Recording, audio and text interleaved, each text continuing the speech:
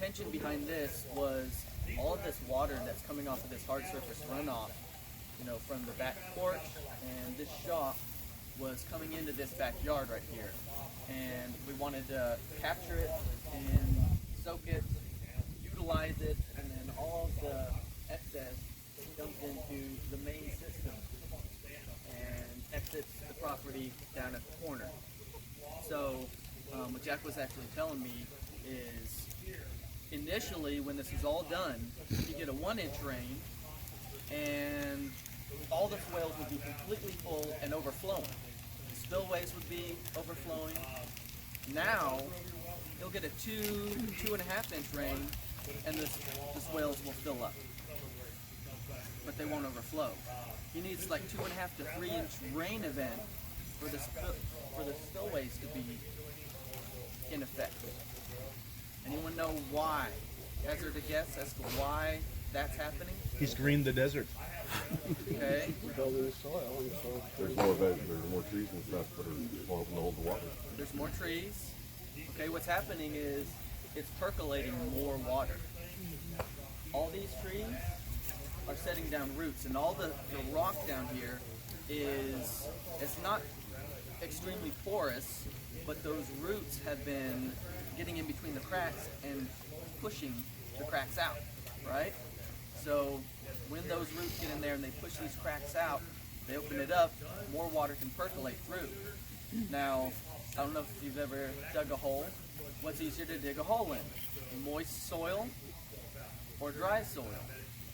Moist soil, of course. So what's happened is these roots are constantly pushing out with hydraulic pressure, essentially, and they're cracking these rocks. Well, if the soil is all moist, that soil can be pushed up out of those cracks, and there's room for those rocks to be moved. So what's happened is they've actually pushed soil out and up. They've built more soil, and now they're able to infiltrate a lot more water. His holding capacity almost tripled. Nick, being he's on the rock like this, with the humic acid that's being produced, do you Yes. think that's helping it? Oh, absolutely. So the humic acid, good point.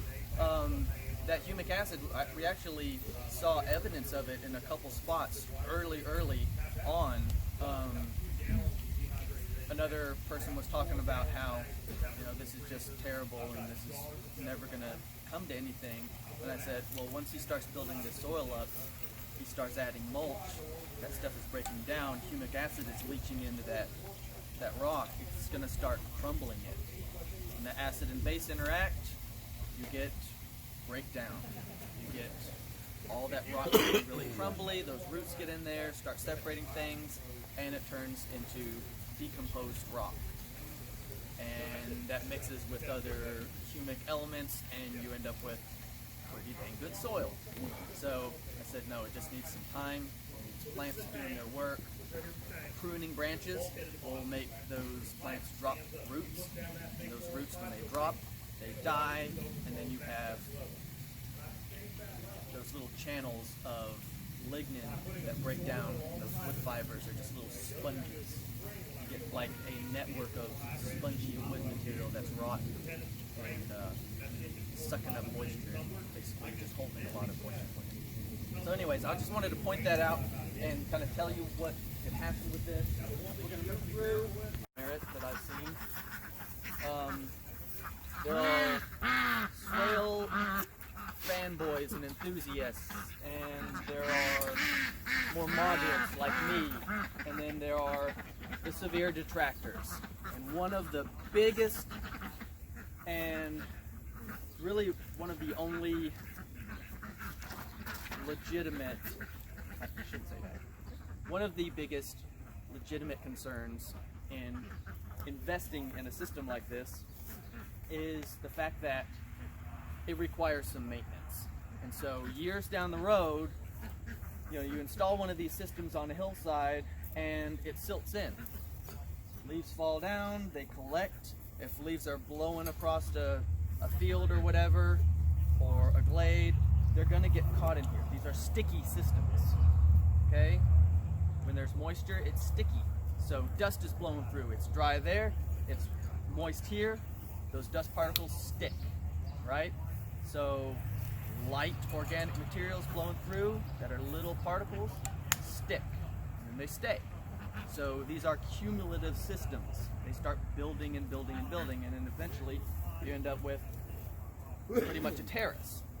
And then it really doesn't do what the swale was originally designed to do. And so the detractors of this kind of system say, because it requires maintenance, you shouldn't do it because you're going to have to do some work years down the road.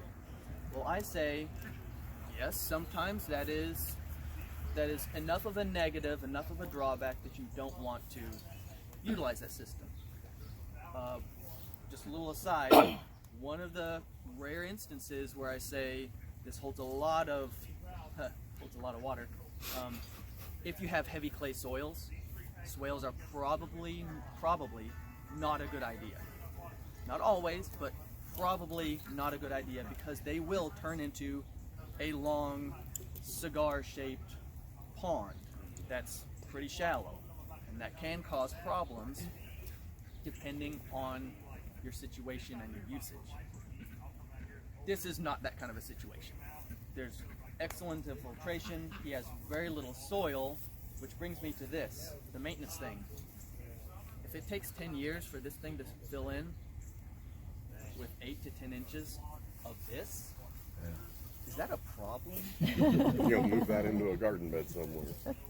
Is that a problem, or is that a solution that takes a week's worth of work with a small piece of equipment, and you just harvested 20 yards of beautiful black humus-rich soil or elsewhere on your property?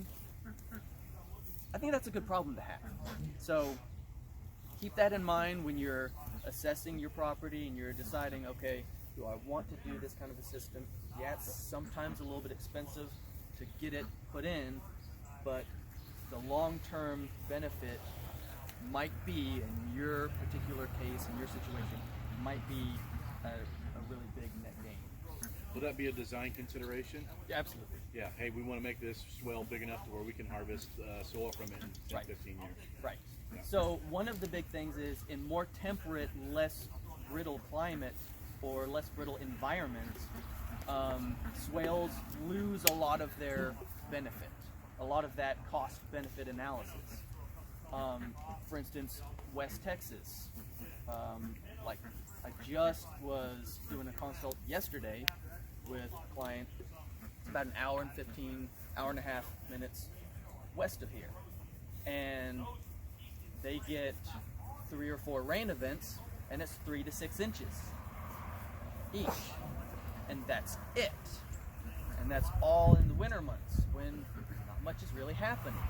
So if you're in one of those more brittle climates where you get multiple rain events, but they're all in one piece of the year, and you have percolating soils, then putting in bigger swales, 8 foot wide, 10, 12 inches deep, means you can be infiltrating, capturing hundreds of thousands, if not millions of gallons of water, depending on the scope and scale that you're dealing with.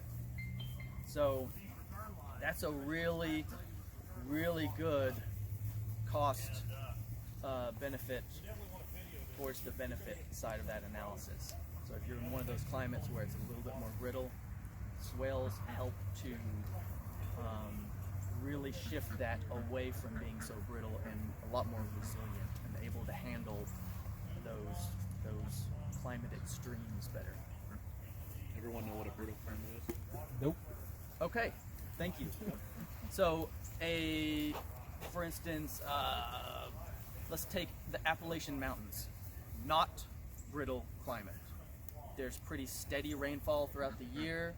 You've got a cool, not harsh winter. It gets cold, but it's not North Dakota, right? So you've got a cold winter, which actually helps with a lot of things. And you've got a moderate summer. It's not West Texas with 115 degree ambient air temperature, right? It may be 100 degrees a couple days during the summer.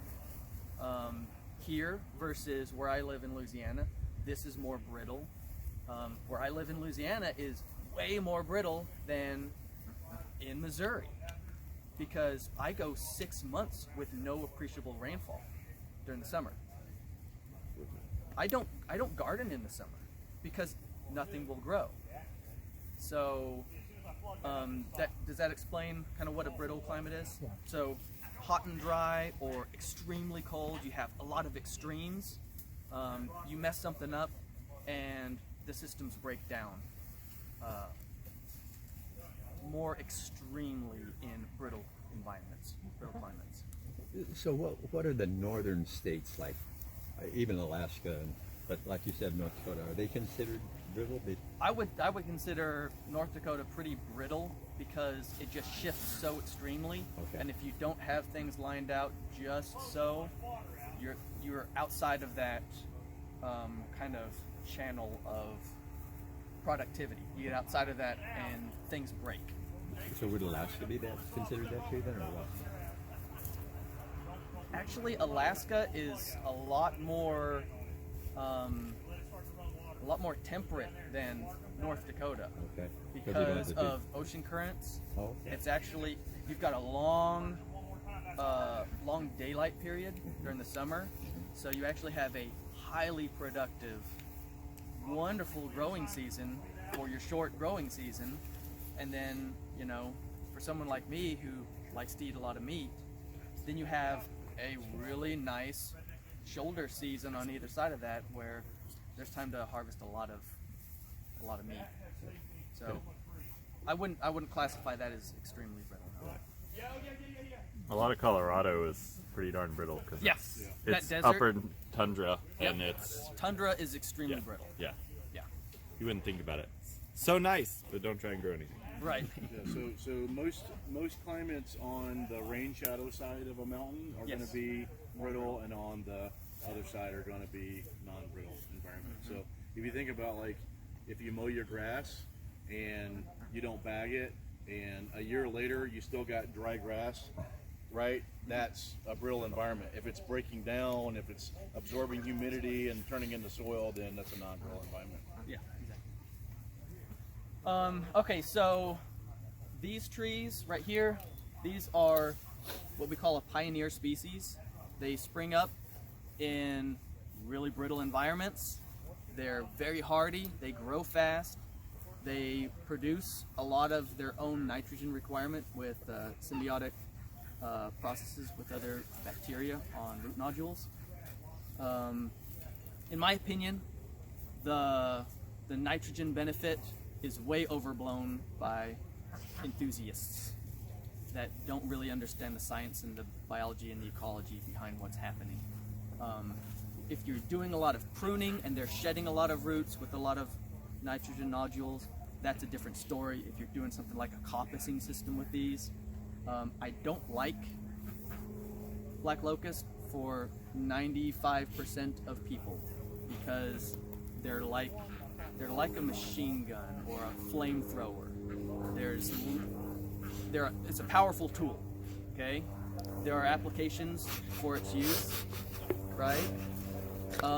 In the hands of someone who doesn't understand what they're doing with it or what it's going to do, it's dangerous. So I have clients all the time. I used to carry honey locust thorns and some black locust sticks on my dash, which is probably a bad place to keep that. When they ask me, you know, they're new to this whole permaculture and homesteading thing, and they've heard about all the amazing benefits of black locust and honey locust, and they're gung-ho, they want them. And I whip out this thorn that's 8 inches long, and it's got thorns with thorns on the thorn, on the thorn. And I say, do you know what to do with this? If this is covered completely on the trunk, you know what to do with this?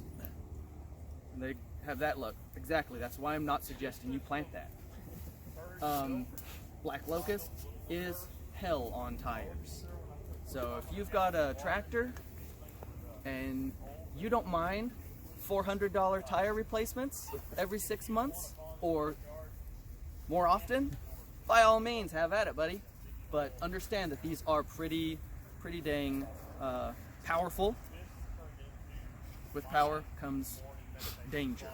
Okay, you hear people talk about, well, the wood is burned so hot, right? Okay, look at the BTUs. What type of that wood are they talking about? You're doing a coppice system, you're not harvesting heartwood. There might be this much heartwood in that coppice that you just cut. Everything else is sapwood. The BTU values that they're giving you on these charts that tout the amazingness of black locust for in your fireplace, Heartwood. they are correct. It's heartwood.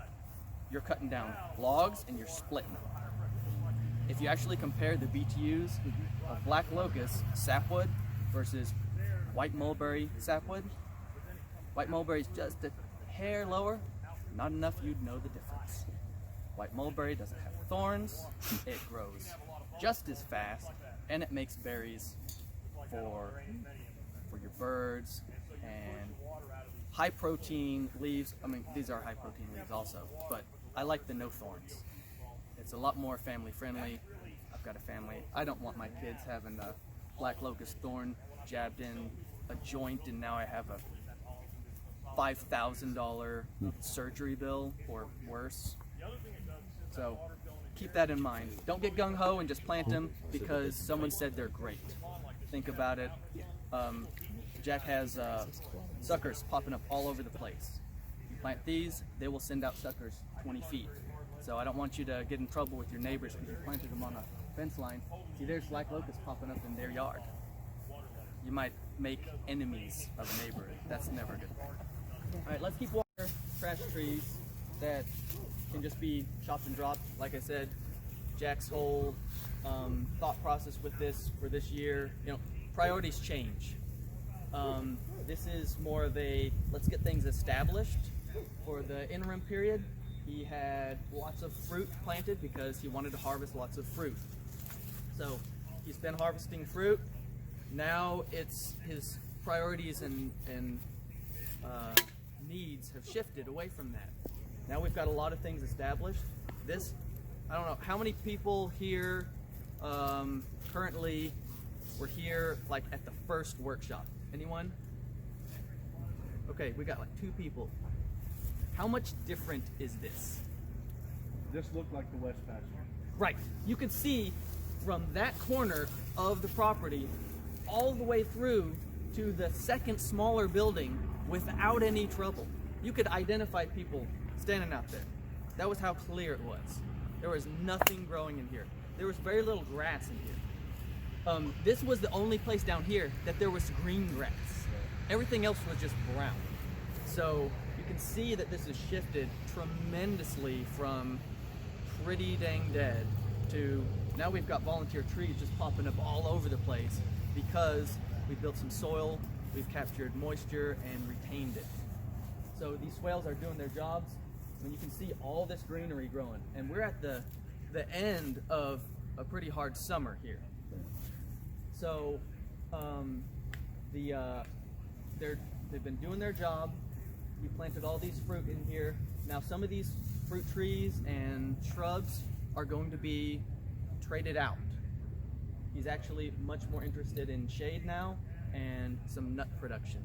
So what they're going to be doing is going through and planting clusters of seedling pecans because he's tried the grafted pecans here and it's just a little bit too harsh of an environment for those grafted pecans. They're a little bit more finicky. So they're going to be planting clusters, 3 or 4 or 5 pecans in one location. They'll spread them out by probably about a foot each, and those are going to grow, and then as they grow and progress, they're going to pick the best one and chop all the rest out. So you'll end up with 1 or 2 pecans for a few years, and then whichever one is doing best, they get rid of the other one. So you might end up with about 12 pecans scattered through here that will slowly start to canopy out and take the place of these live oaks that are oftentimes like this one. When I first came here, this one was alive. Now it's transitioning out. The soils have changed so much, so drastically, that it probably just couldn't keep up with it. And so it's dying off. So those are going to be replaced with more productive trees. And then what they'll be able to do is they'll be able to keep chopping and dropping all this, keep building soil, and then in those little niches in between those nut trees, he's going to be putting in or moving things to meet their changing desires for their property. So I wanted to point that out to say, you know, when you first start designing out your property or your homestead or whatever, you're going to have a vision and you're going to have needs. It's okay for those needs to change and for you to just roll with it. It will happen. I guarantee it will. Part of what I do is try to help my clients. I try to design things out, even if they don't understand what all is going on. I try to design it out so that when I know their minds are going to change in 5-10 years, I haven't painted them into a corner, and I guide them to not paint themselves into a corner. Because I can only dump so much information in an 8 or 16-hour period. So I just have to, you know, adjust things and slant things so that You're planning ahead for them. I'm planning ahead for them, and they don't understand that I'm planning ahead for them. And if I tried to explain it, it'd just be too much. It'd be too overwhelming. So try and think about that. Try and just sit down, go slow, think about if I decide raising meat birds is not for me, have I set things up only for meat birds? If that's your answer, yes, I set things up only for meat birds. You need to stop, reassess, and readjust things. So same thing with your food forests. Food forests are great. I think they're a great thing. If you are looking for intensive, high production of fruit, this is not the system for you. If you are looking for something that you can just set up and kind of forget for a whole year, like Jack has done this year, because he had more important things to do, this is probably more of the system for you, because they're resilient. The more resilient it is, and the more low maintenance it is, the less productive it's going to be. Okay? So you can set up very resilient systems. I could set up a food forest in a remote part of the world, walk away for 20, 30 years and come back, and it would be better than when I left it. In no circumstance, no situation will it ever be as good and productive as a system where it is stewarded every single year, where it has human hands touching, interacting, fixing problems, and promoting vitality. Okay, so just understand that these food forest systems are fantastic. I'm not dogging them, I'm not cutting them down, but when you're looking at your property development, if you're saying, okay, for the first 5 years, I need to be getting something out of this, by all means, if you want to dedicate a section to food forestry, great, do it. But it is a longer game plan, and it takes longer to produce. It produces for longer, but it produces less. And that's by design, and that's sometimes good. So be thinking about that. As we wrap around, when we get up to this section, it's going to be a lot easier to see the swale ditch and the overflows. I think we've got one over here. Generally, people set up their camps, so we might have to kind of cluster around somebody's camp setup. But I want you to see how the spillways overflow into the next one and into the next one. So I'm going to hop over here and kind of scout out, because I haven't even been here for a year in here. So I'm going to kind of hop over there. You're not supposed to step on these, but I got a little special privilege, I guess. Close together, we don't have a lot of overland flow. So I'm saying that to point out something to y'all. Because there's not a lot of overland flow, this is not a problem right here. If this were a larger mainframe system, like let's say what I'm designing over an hour and a half from here, this would be a major problem. So if you're going in and you're installing stuff on your property and you've got a larger swale, or it is the first one that's catching a lot of watershed, you're going to have water flow right here, and this is going to be erosive. As you can see, this is not erosive in this situation, so this is okay. But if you're putting in one I want to encourage you to have this berm wrapped all the way up to the uphill side, so that no water is going out of the end. You want the water going out through the spillway. And again, this is about a 4-foot wide spillway. This context, this small of a system, this small of a interswale space, this is entirely fine. This is just fine. It's perfect. It's a smaller system. In bigger systems, I'll have a minimum of 8 foot, like that's the smallest I've ever put in, up to 30-foot wide spillways. I had a system go in Missouri, and we had a transmission line going overhead. And when you have that kind of a situation, there's an easement where they will come through and they will cut down anything underneath it. So we can't be growing trees in there. And a swale, ditch, and berm is a tree growing system. So if you don't plant trees there, trees will plant themselves there, and then you're going to have a problem. So what we did is we put 33-foot wide spillways at each point where that swale staked underneath the power line.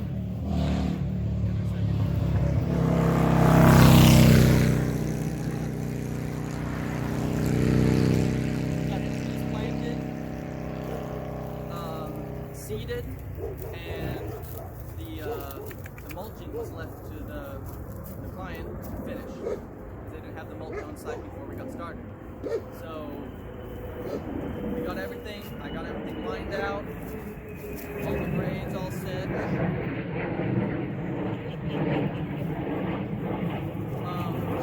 Seeded. And they didn't like the idea of the 33-foot wide spillways. And I said, there's really nothing you can do. That's one of the restrictions. That's the constraint of the property. I guarantee you won't regret it. Just give it some time. You start having some big rain events, you will be glad that we put this in. 2 or 3 weeks later, they had a 100-year flood event in that region. They had dams that were doing emergency releases, multiple dams doing emergency releases, like they were timing it out so that things didn't go horribly wrong. And thanks, Andy. They sent me pictures of the erosion damage. What kind of erosion damage they had? None. They had 2 little spots with little channels cut about this deep. They fixed it with a shovel and half of a wheelbarrow load of dirt. Okay? So when we're talking about big rain events, if you design these out right, they can withstand horrific weather events. So when you're building your ditch and your berm, generally what I like to see is if you were driving a golf cart downhill, and this is very flat, so this is a little bit different. Generally I'm dealing with a little bit steeper slopes. But I like to see a spot where you can drive a golf cart down into the ditch and back up over without high centering. Okay, so just get that image in your mind. We're not looking at a hugel mound right here and then a deep ditch. We want to avoid those steep, erosive sides. We want to level things out if we can. Just make it nice and gentle and smooth. For this kind of a situation, Jack has 2 or 3 inches of dirt and then rock. So that really doesn't work here. So or 0 inches of dirt, right? So that's why these are mounded up more than typically what I do. But I want you to understand the difference between what you're looking at here and what you might be looking at on your property when you have 20 feet of soil, and then maybe there's rock down there, you don't know because you never found it. Okay? So keep that in mind.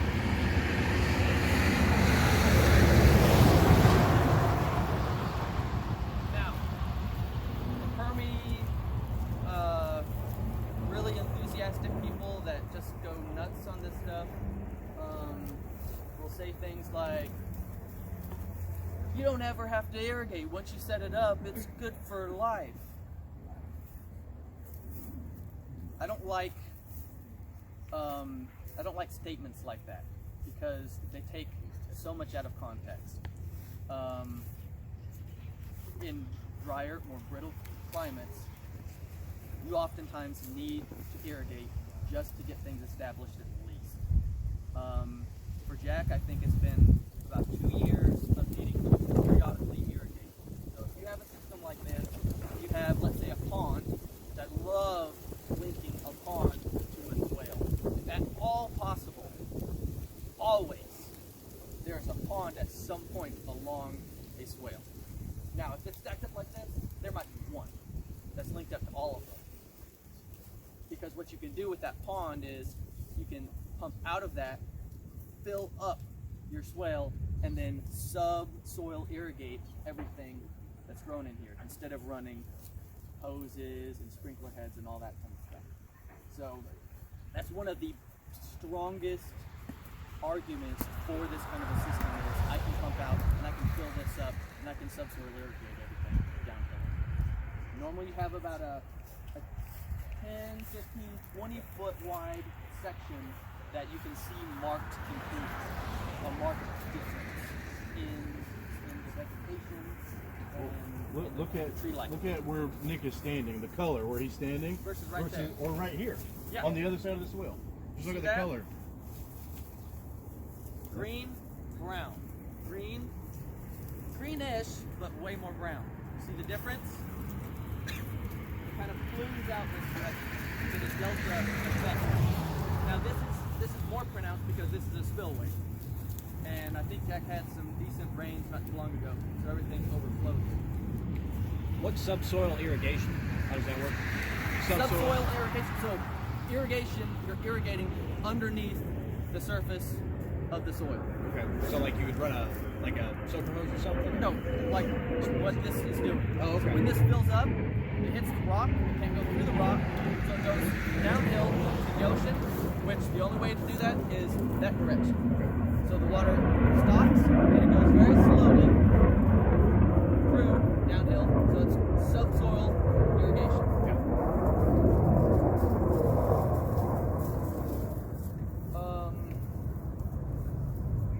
Trying to think. Here, Tyler, for the supplementary irrigation. I wanted to point this out real quick before we got to the west pasture. There used to be swale in here. It's not as pronounced anymore. Yeah.